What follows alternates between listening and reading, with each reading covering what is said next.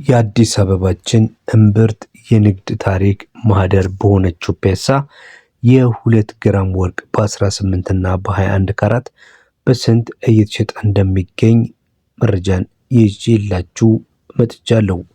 ቆንጆዋ ፒያሳ እና የወርቅ ድምቀት የዛሬው ገበያ ቅኝታችን በዋናነት በ18 እና በ21 ካራት እየተሸጠ ያለበትን የተሰራ ወርቅ ዋጋ ስንት ደርሷል የሚለውን መረጃችን ይመለከተዋል።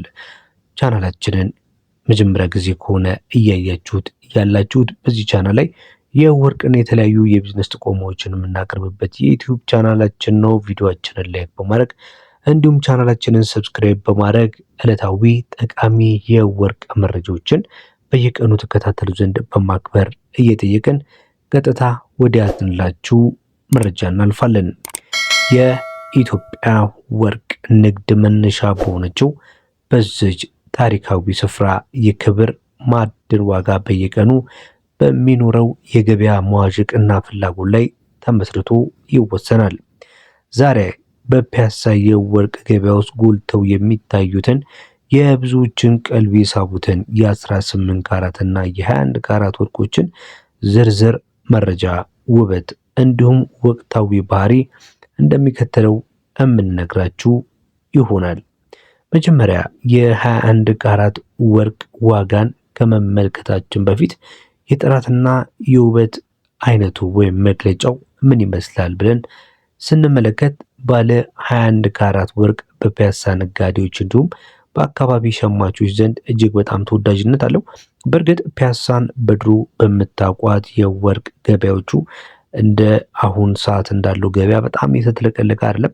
ነገር ግን በጣም ታዋቂ የሆኑና ቀደምት የሆኑ ወርቅ ቤቶች በአሁን ሰዓት ላይ የት ነው የሚገኙት ካላችሁ በ4 ኪሎ አምባሳደር ሞል አካባቢ ሁሉም የወርቅ እነ ካሌብ እነ ሮማን እነ ተክሉ ደስታ የመሳሰሉ ትልልቅ የሆኑ የወርቅ ቤቶችን እነ ናዝሬት ወርቅ ቤቶችን ጨምሮ በአምባሳደር ሞል ላይ መገኛቸውን ካደረጉ ዋል ሰንበት ብለዋል።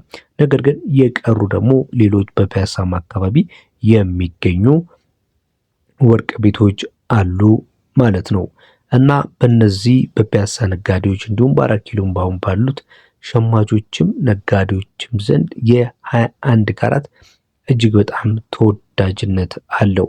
ይህ ወርቅ 87.5 ንጹህ ወርቅ ወይም ፒውር ጎልድ ሲኖረው ቀሪው 12.5 ብቻ ደግሞ ከሌሎች ማዕድናቶች ጋር የተቀላቀለ ነው።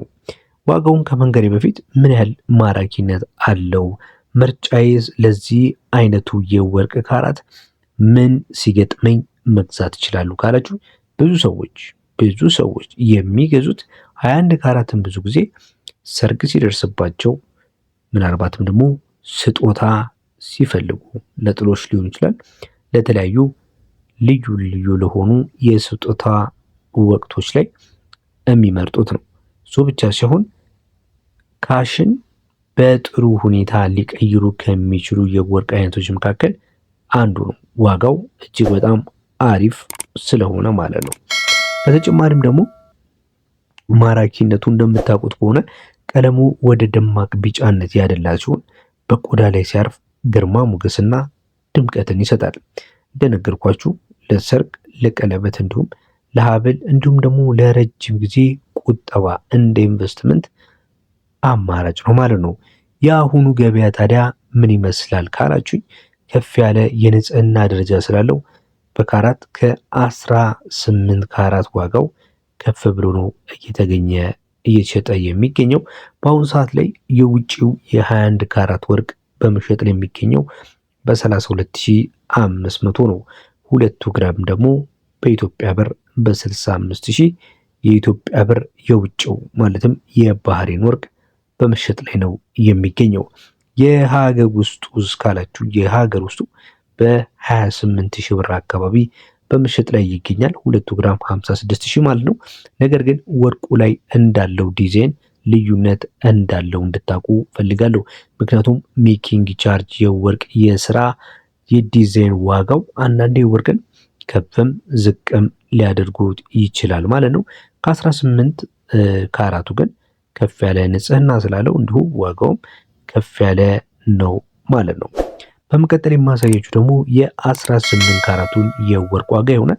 ከዛ በፊት ግን ቪዲዮአችንን እያያችሁ ላይክ ካላደረጋችሁ ላይክ እንድታደርጉ፣ ለቻናላችንም አዲስ ከሆናችሁ ቻናላችንን ሰብስክራይብ ማድረግ እንዲሁም ደግሞ ለቻናላችንን አዲስ ቤተሰብ መሆን እፈልጋለሁ ካላችሁ የደወል ምልክቷን በመጫን ሌላ ጊዜም የምንለቃቸው እንደዚህ አይነት ተመሳሳይ ሲሆኑ የወርቅ መረጃዎቻችንን መከታተል ትችላላችሁ። በፊት ላይ ቢዝነስ ዴይሊ የሚል ቻናል ላይ ታገኙ ነበረ። አሁን በዚህኛው በአዲሱ ቻናል ላይ መጥተናል። በዚህ ላይ ዕለታዊ ወቅታዊ የሆኑ መረጃዎችን ለእናንተ እናቀርባለን። በዚህ ላይ ታገኙናላችሁ ማለት ነው።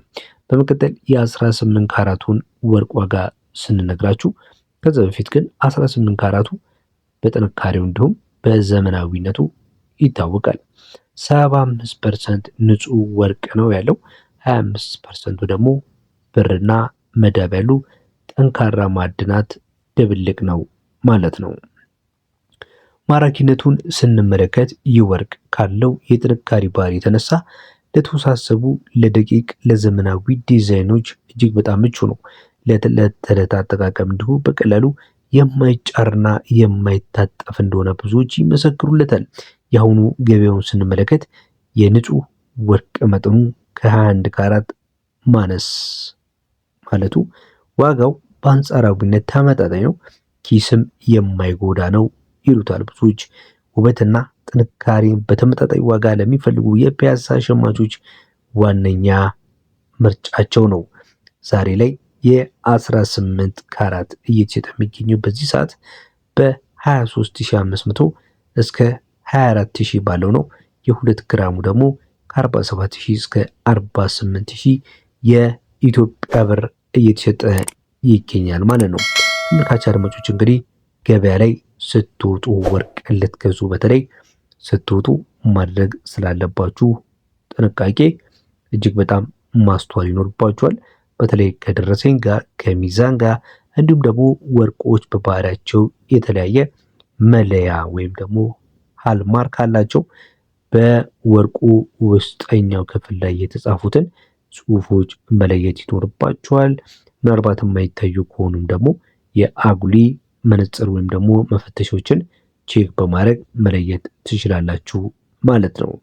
ለዛሬ እንግዲህ ያስኩላችሁ በፒያሳ እንዲሁም ደግሞ በዋና ዋና የወርቅ መሸጫዎች የ4 ኪሎን የአምባሳደር መሆንን ጨምሮ 21 እና 18 ካራት በስንት እየተሸጡ ይገኛሉ የሚለውን መረጃ እንደዚህ አቅርቤላችኋለሁ። ለሌሎች ተመሳሳይ መረጃዎች በተለይ ደግሞ እንደዚህ የወርቁን ግራም እየቀያየርን እንዲሁም ካራቱን እየቀያየርን መረጃን ይዤላችሁ እመጣለሁ በቀጣይ። እስከዛ ግን ቪዲዮአችን ብዙ ሰው ጋር ሊደርስ ሼር ማድረግ፣ ላይክ ማድረግ እንዲሁም ቻናላችንን ሰብስክራይብ ማድረግ አይርሱ። እስካሁን ድረስ አብራችሁ ስለነበራችሁ እጅግ በጣም እያመሰገንን በቀሪ መረጃ እስከምንገናኝ በያላችሁበት መልካም ጊዜ